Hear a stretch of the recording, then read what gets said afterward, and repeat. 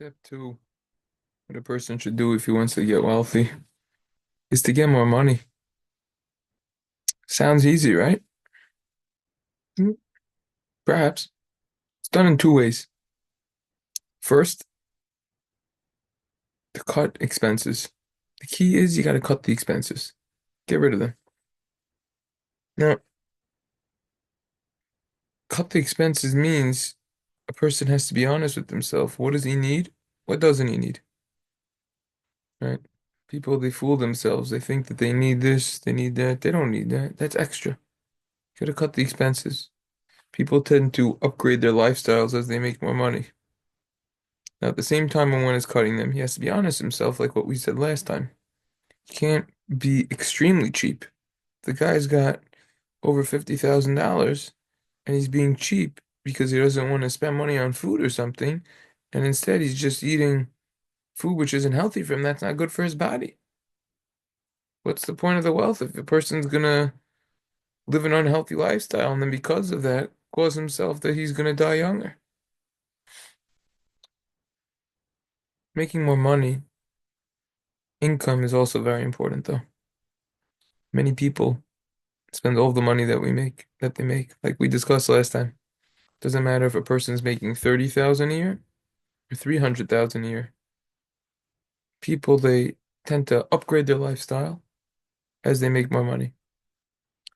The key over here, this is the second key that we need, is the leftover money after expenses. It's called discretionary income. And this is the main goal. The main priority is to increase the discretionary income. In other words, after a person's done paying rent slash mortgage, if he has car payments, right? Optimally, the guy should just buy the electric car, finance it, and then he won't have payments anymore. All he's gonna have is car insurance and have to pay, I don't know, $30 a month for electricity for the car he's charging from his house. But anyways, he's got other bills. He doesn't have solar, he's got an electric bill in the house. He's got whatever other bills that are necessary, you know, gas, water, whatever other food, all these necessity things. Get that down. By the way, it's a whole thing. People, they overspend on food. How much food is thrown out? It's Baal Tashlitz. It's an Issa Daraisa. It's prohibited from the Torah to throw out food. People are wasting money on food. Only get what you're gonna eat. Anyways, the main priority is the discretionary income, that leftover money, increasing that. The saying goes, it's not what you make, but what you keep. Now, it's a double saying over there. Number one, with taxes. Who cares about your pre-tax income?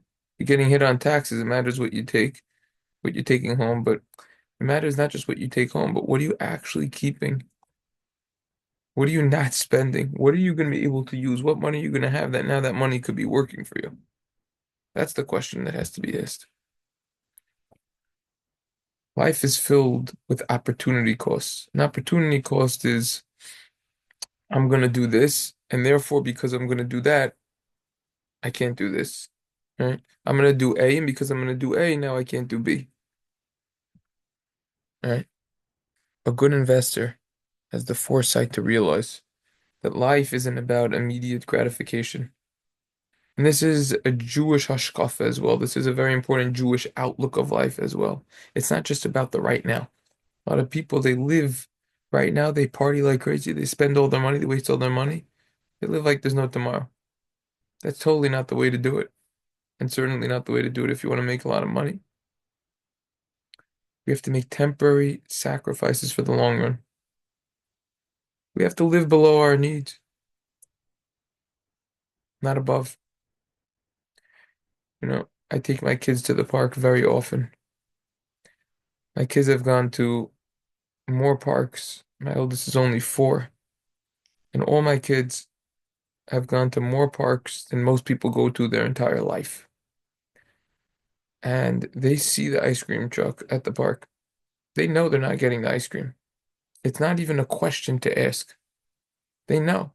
That's just something that it does. Even if I had $100 million, I just wouldn't get that ice cream. Again, I'm not saying it's prohibited to get that ice cream. It's permissible. It's just, I'm not trying to put those people out of business either. Those people who are trying to make money on the ice cream trucks, but it's just a waste. It's overpriced, and I don't want them to ruin their appetite anyways for dinner. When we go to the park, we go there to play, not to eat. That's another discussion in of itself. People, they're always eating everywhere. We go to have fun, social interaction, which is very important, change of scenery, letting out your energy in a kosher way. That's why we go. But it's those types of choices. The ice cream cone is just a small example. You could apply this, everyone could apply this in their own way. This brand name clothing, this vacation spot over here, whatever, you know, whatever it is. You apply it in your own way. Again, vacation, everyone needs their own. There's ways to do it. There's a terminology called hyperbolic discounting. And it's the tendency for people to increasingly choose a smaller, sooner reward over a larger, later reward. You don't want to do too much of hyperbolic discounting. In other words, this is what we're talking about. It's the people who are going out to restaurants every single day and every single night and wasting on that.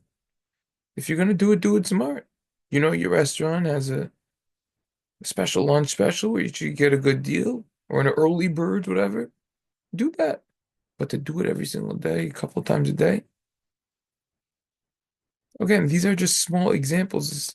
A lot of times it's going to make or break anything. Look, the people who are billionaires, of course, this doesn't apply to them, right? They have so much, but for the average person, they're not at that. And in order to get there, a person has to make sacrifices. Once already a person already has it, doesn't matter. Someone once told me they call these there's a term. A lot of people don't know what they never even heard this word.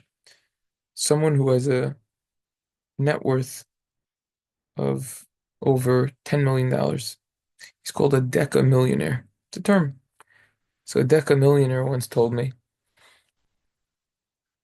I don't know exactly how much he has, but he has a boatload of money. That's for sure. When you have so much money, it doesn't necessarily matter to cut expenses, to cut. It's true at some level.